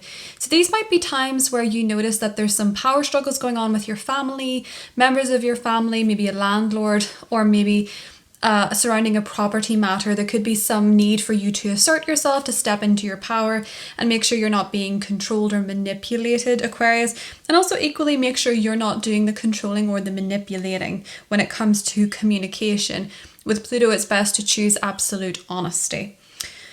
Now, a lot of this season is putting the focus, a lot of April is putting the focus onto your communication, the way that you think, the way that you speak, the tone of your voice, the language that you speak, your nonverbal communication, all of that, how you communicate in general is a big focus.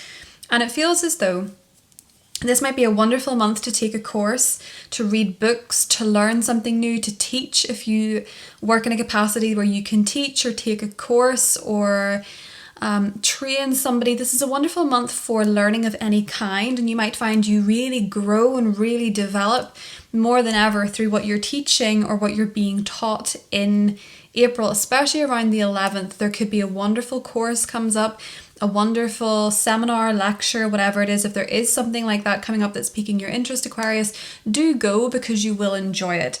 This might also be a time where you get some really good news. The third house is communication. There could be an exciting email, text message, letter, DM, whatever it is. There could be something really exciting around the 11th, especially as Venus moves into Gemini and trines Pluto in your first house, meaning that when it comes to joy, fun, pleasure, there seems to be something happening that is making you feel really joyful. It might be news coming from a child, it might be a love interest, it might be a pregnancy, it might be something creative. If you're in the creative profession, there might be something, some kind of spark, some kind of joy, something around the 11th that just feels really good. I see you getting good news or having a really good expansive conversation or taking a course that really makes you feel enlightened, or like you're growing, like you're expanding your knowledge, Aquarius. There is a full moon on the 6th. Well, it's the 5th or the 6th of April, depending on where you are. And it's in Libra, which is your 9th house. So with this being in your 9th house and also opposite Jupiter, it can feel around this full moon that you're on the quest to expand your mind, to expand your vision. You might be more curious about different religions, different cultures, different philosophies. You may also be taking a trip around this time. You might be taking some sort of journey. Maybe you're traveling out of the country. Maybe you're traveling to a different county, a different state, but there seems to be some sort of traveling going on around this time. And there might also be important conversations going around that are changing your mind view, your life view. You might be having an epiphany, you might be gaining higher awareness on a particular topic around the time of the full moon, Aquarius. With it being opposite Jupiter, and Jupiter ruling your 11th house, this could be surrounding your dreams and your wishes as well, and what you want for the future, Aquarius. What it is that you're, aspiring to do, or aspiring to be, or aspiring to manifest into your life. But there does seem to be changes going on when it comes to your communication style in general. You could be learning a new language this month is one thing. You might have to learn a new language. For those of you that are single, you might have to learn a new language for a love interest. Perhaps you're deciding around the full moon that you're traveling somewhere and maybe you meet somebody and you need to learn a new language for a love interest or for your job or something like that. Because there is a new moon solar eclipse happening on the 20th. It's squaring Pluto in your first house, Aquarius. And with this being such an intense eclipse, it feels as though there's something wrapping up. There's one chapter wrapping up when it comes to communication style. So for example, you could be moving, you could be relocating, and now you're going to have to talk in another language more, or it could be that you're changing the way you communicate. There could also be big news coming up with a sibling or with a neighbor, or changes to your sibling's life or changes to your neighbor's life. This can be that maybe your sibling is suddenly getting married, or it could be that there's a major life event happening for a sibling or a neighbor, or something's going on in your neighborhood around this time that's quite big. It could make you feel a little bit taken aback, I feel, with the square to Pluto, because it's going to be a big change, and it might be something that could be quite big news for this person, and you're thinking, well, this is going to be big. This is going to be something that I'm going to have to adapt to or change or work with. There's also a Mercury retrograde happening for you, Aquarius, in your 4th house. So when it comes to your home and living situation, this might be a time you need to fix something in the home, or pick back up something you've been doing in the home, be it renovations, be it redesigning, redecorating, maybe something that you started but you never quite finished. You're picking it up again and finishing it, seeing it through. This might also be where an issue with the family comes up again, or there might be something that needs to be revisited with family, or there could be miscommunication with your family members. And there's a big focus on the home going forward from the 20th with the sun entering Taurus. And then, of course, we're going into eclipse season further, and there will be a lunar eclipse in Scorpio opposite the sun in Taurus, which brings more focus to your home and family living situation, Aquarius. But yes, that is what I have for you astrologically. Let's get some tarot for you, Aquarius, and see what comes up. So I feel like I'm starting to lose my voice when I got to... Okay, so we have the Four of Swords, we have the Eight of Swords, and we have the Two of Pentacles. Some of you are struggling with analysis paralysis. So when it comes to this third house activity, there's so much going on in your third house, you might find yourself being a bit of an overthinker. If you suffer from anxiety, this might be the month where you decide you want to change that, you want to work with that or work through it. With so much activity happening in the third house, especially with Chiron there and Jupiter there, if you have any wounds surrounding your thinking, perhaps you're predispositioned or conditioned to negative thinking based on your past experiences or your upbringing, no shame in it. Perhaps you're thinking, I don't want to think like this anymore. Thinking you don't want to think like this anymore. And you're deciding you want to do something about it. Some of you might find it very hard to make a decision. And this could be something you're deciding in April that you want to work through. Because I see you guys being back and forward surrounding a little bit of mental health stuff. Honestly, Aquarius, with Pluto going into your first house, it can be sort of a shaky energy. I've noticed a lot of people are really finding it is affecting them physically and mentally with Pluto changing signs, because it's a very dense energy. In your first house, you might be feeling more tired, or you could be having more nightmares, or just be feeling a little bit disturbed. You could have some stuff coming up that you're going to have to deal with, and maybe this is resulting in anxiety, or this is trickiness making a decision, finding it hard to make a decision. You've been a bit back and forth on it. And I feel like in April, you're going to find a way to balance that gives you more clarity with the King of Swords here. He's been coming up a lot in these readings.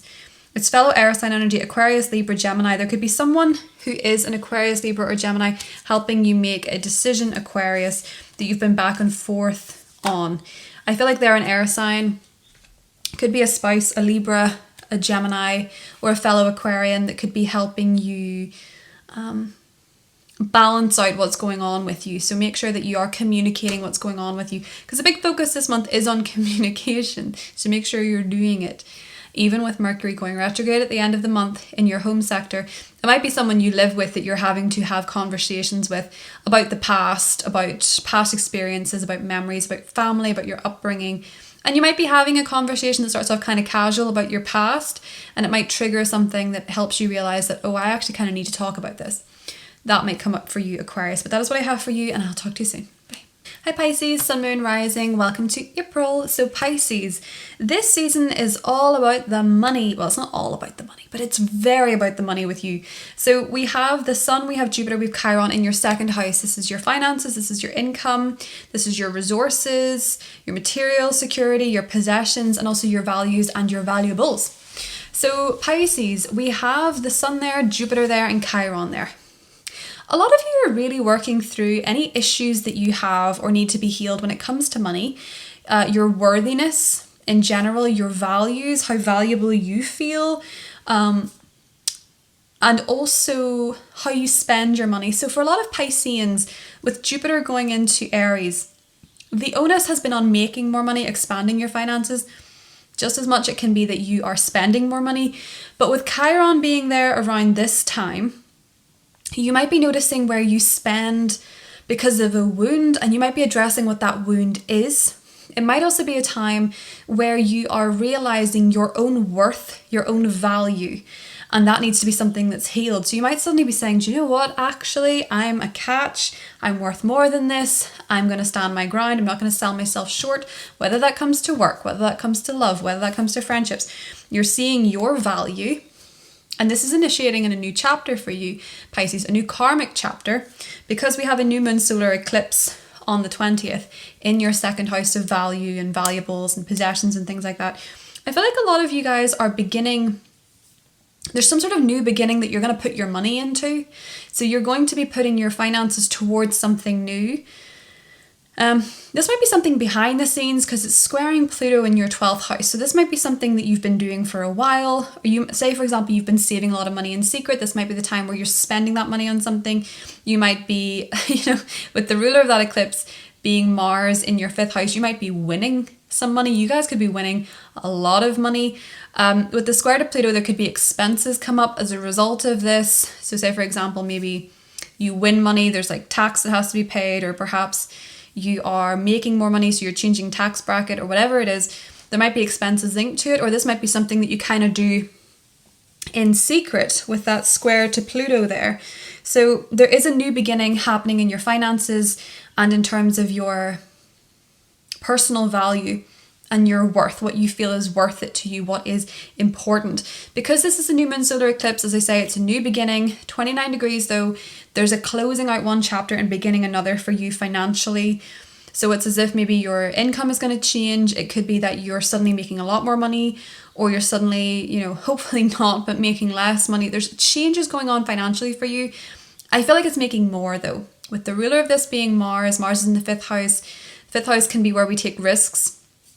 So as I say, you could win money, but it can also be because the North Node is going to be entering Aries in the summer, you're really pushing towards material security and being able to look after yourself rather than having to depend on anybody else. And it's not about being interdependent, but the South Node going through the 8th, you're just going to feel more like, I like making my own money. I like seeing my worth. I like knowing what I can do, what I can create. When you have an Aries 2nd house, you're naturally entrepreneurial, usually self-employed if you're a Pisces rising, so there is usually that push to be financially independent. But with Chiron there, you can have wounds surrounding money that need to be addressed, need to be healed, and surrounding worthiness. And with Jupiter there, you can't ignore it. So you might suddenly be realizing you're more confident, you're working through wounds surrounding worth, and you're seeing your value. This is quite highlighted around the 6th, 5th or 6th, depending on where you are. There's a full moon in your 8th house. There's some sort of rebirth happening for you here. It's very transformative. You're having a phoenix moment, I feel, based on the work that you've been doing, the healing you've been doing surrounding your worth. You might come into money from somebody else, whether that's the government, whether that is an inheritance, whether that is money that's been owed to you. You could be receiving a paycheck, or you could be, would it be called a paycheck? You'd be receiving money, receiving financial abundance from maybe a different source. So maybe you'd overpaid your taxes and suddenly you have a letter coming in that said, actually, you've paid too much, here's $3,000 or whatever it is. You could have money coming in toward you from a different source. But this full moon looks very financial for you. But I also feel with its opposition to Jupiter being in your 1st house, Jupiter rules your career, Jupiter rules not in your 1st house, Jupiter rules your 1st house and it rules your 10th house. So I feel like for you, you're having a rebirth when it comes to the way you define yourself in your career and also the way that you define yourself in general. You're seeing your worth, you're seeing your value, and you're maybe healing from some intense stuff. You're maybe doing some deep healing and you're letting go of something around this time that just doesn't resonate with you and who you're becoming because you feel more empowered. You could be triggered into having to express your worth, but I just feel like there's a very empowering thing going on for you, Pisces, with this full moon in the 8th being opposite Jupiter. And also because Venus is in your 3rd house, sextiling Neptune in your 1st. I feel as though if there's conversations going on around this time, because Venus rules your 8th house and it's very happy in Taurus, your 3rd, I feel like there could be conversations that you feel really good about, or expressing yourself as making you feel really good in the context of this full moon. Now, Venus enters your 4th house on the 11th, beautifying your home, investing in your home, getting the right cushion covers, getting the right wallpaper, the right paint, whatever it is. You're investing a lot of love into your home. This can also be really welcome because Mars is now out of your 4th house, and if you had any family tension or trouble, this can be a really nice time in your family life and your home life. Although you may have a miscommunication with someone in your family around the 14th when Venus in your 4th house squares Saturn in your 1st, because you might be taking something very seriously and someone in your family might say something kind of glib that bothers you, and you're like, no, it feels like you're very serious about something in a conversation with a family member and they're maybe not as serious about it, and it causes a bit of discord because maybe you're not on the same page. Maybe they're taking it more lightly and you're not. There's also a trine between Venus in your 4th house and the 11th and Pluto in your 12th house, which could be very healing when it comes to communication with family, or healing surrounding the past, or healing surrounding your home. This could also be a time where you maybe realize if you're doing something to your home, it's not going to cost as much as you thought it would, potentially. We also have the Sun entering Taurus on the 20th, and we have a Mercury retrograde in Taurus on the 21st. So this is in your 3rd house. It feels as though for you in particular, Pisces, there could be more communication errors than ever because this is Mercury, it's in your 3rd. You could find yourself finding it very hard to articulate what you want to say. You could have miscommunication, blunders. You could be going over old issues with siblings or neighbours. If there's been issues there could be some miscommunications, misunderstandings, siblings, neighbours, cousins, all that kind of stuff. Or you could be reconnecting with a sibling or a cousin or a neighbour in the same kind of, because retrogrades are all about revisiting, reconnecting, it's everything. So it doesn't have to be negative, but there can be miscommunication going on for you, Pisces, as well. Other things that I have going on for you, there's a conjunction between the Sun and the North Node on the 24th. So this could be a time where there's a very important communication which shows you where things are going. Maybe when it comes to your work or your employment, Pisces. Okay, so Pisces, the card that flew out was the Page of Wands. This can mean that there are miscommunications surrounding learning, surrounding a course, a seminar, a lecture, something you're attending, training. There could be miscommunications or delays. Similarly, driving your vehicle, there can be miscommunications and delays there. So if you have anything due with a vehicle like an MOT or tax, get it done before the 21st at the latest, or at the very best before the 6th, because Mercury will go into shadow. But just make sure to be patient with journeys and to be patient with documents, because there can be errors. You might find it more likely that you're making spelling mistakes and things like that. Pisces are reading things wrong. We have the Three of Cups. So you might be reconnecting with old friends, especially if you went to school with them. You might be reconnecting with old friends, maybe friends you used to work with, but I'm seeing like old school friends being back in touch with you, or you being back in touch with them, or running into people you used to go to school with or used to live in your neighbourhood, Pisces. The Wheel of Fortune, these could be destined reconnections. Destiny has a part to play in your month, Pisces. It's something I'm seeing with the Jupiter card, because the Wheel of Fortune is Jupiter. And there could be something destined with a car, with the Chariot, or with a Cancer, Sun, Moon, or Rising. You could be taking a destined trip this month, Pisces, in some capacity with the Strength card. It could be to do with a Leo, Sun, Moon, or Rising, or it could be a trip, or it could simply be telling you to have more patience with the journey, or patience with your car, maybe. Pisces is something that could be coming up for you in April. But that is what I have for you. I hope you have a great month, and I will talk to you soon.